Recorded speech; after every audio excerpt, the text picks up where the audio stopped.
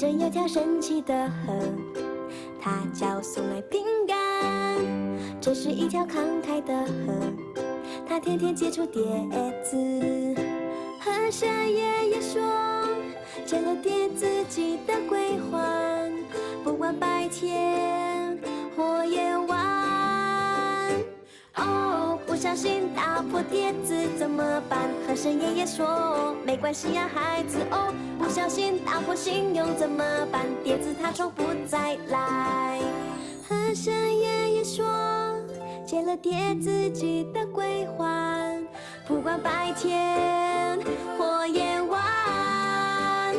哦，不小心打破碟子怎么办？河神爷爷说，没关系呀，孩子。哦，不小心打破信用怎么办？碟子它从不再来。